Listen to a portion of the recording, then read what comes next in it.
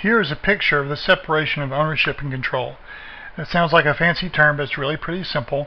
Imagine you're Spencer. You own a few shares of Caspian Sea Drinks, but you don't run the company.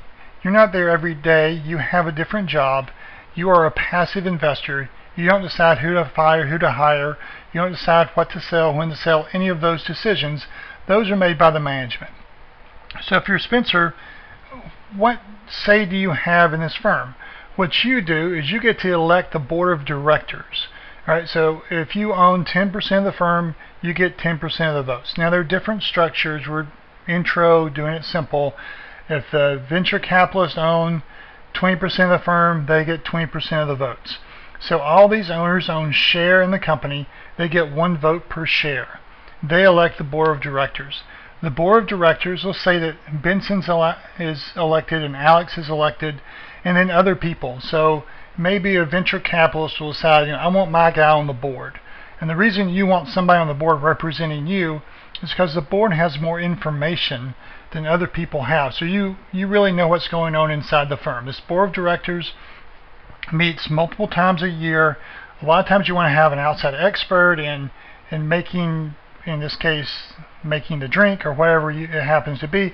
And it's real interesting how these board of directors are determined in real life. But these are the guys that meet and they decide who the CEO is going to be. So they elect Benson to be CEO.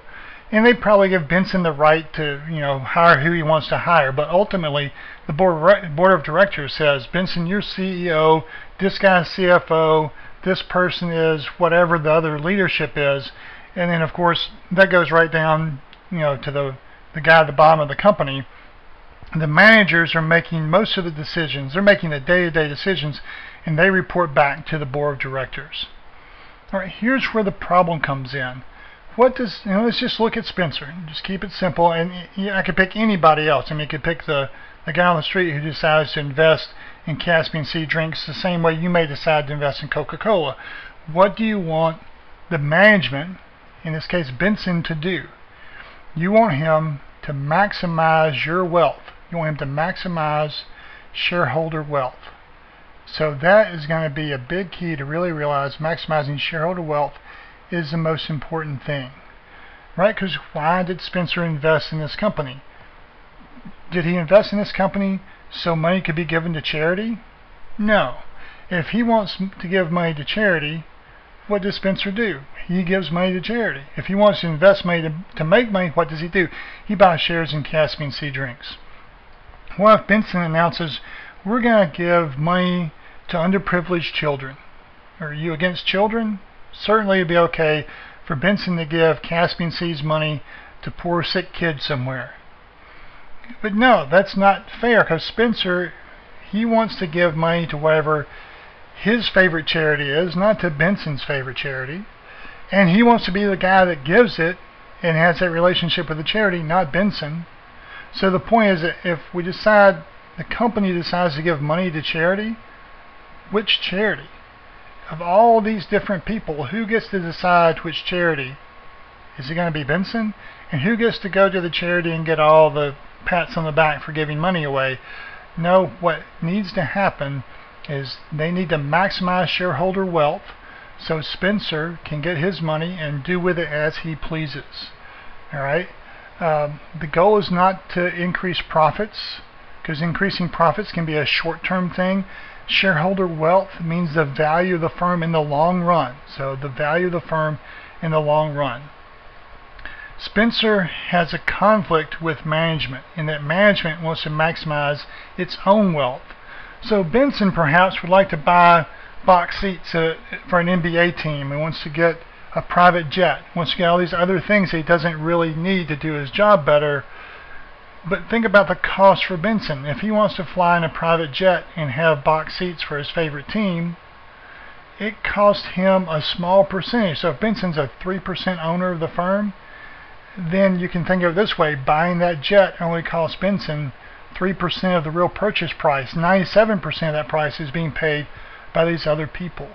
So the managers, by human nature, tend to want to do what's in their best interest. You want them to do what's in your best interest, which is to maximize shareholder wealth. So you have to think about ways to make that happen. How do I incentivize Benson and the other members of management to maximize my wealth? How do I pay them? That's where CEO compensation and management compensation comes into play. That's beyond the scope of an intro class, but it's just something for you to think about. Who does Benson want on this board of directors?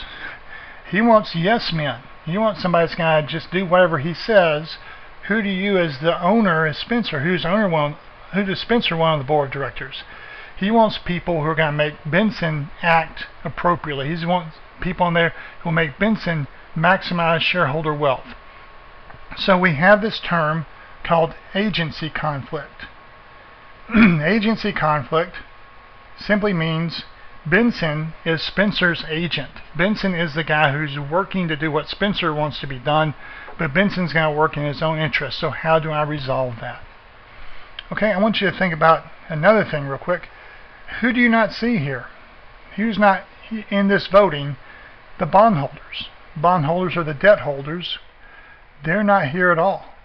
So they don't get to elect somebody to the board. They don't get to have any control in management. So we're going to have this conflict between the shareholders and the bondholders. What's the best thing for the shareholder may not be the best thing for the bondholder. So who theoretically wins that argument? Benson is instructed to work for the shareholder, not to work for the bondholder. So when you decide to loan money to a company by buying a bond, you need to realize you don't have a seat at the table, right? Or maybe you do, but that's for further down the line in finance. You need to know who has a seat at the table, who's going to act in your best interest, exactly what do those incentives look like. And so one of the really fascinating things about finance, which you don't get in an intro class to the degree that perhaps I think people should, just because there's not time, is these conflicts of what's going on with the corporation.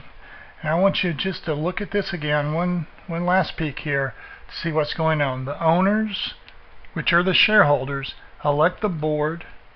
The board then picks management, and management is told to act in the best interest of the shareholders, and it's the board of directors that hold management's feet to the fire. One other thing here to think about. What if Benson's doing things that are just stupid? What if he says, look, we're going to only open every other Tuesday afternoon. That's the only time we're going to make this drink, and we're going to raise the price really high. What if he makes dumb business decisions? Then the board of directors is in charge of saying, Benson, you're an idiot. You're fired. We're going to hire a new person. What does Benson want to do? He wants to have his guys on the board. So if he has his guys on the board, what's going to happen? They're not going to force him to do things a smart way. They're not going to force him to be a good businessman. They're his buddy.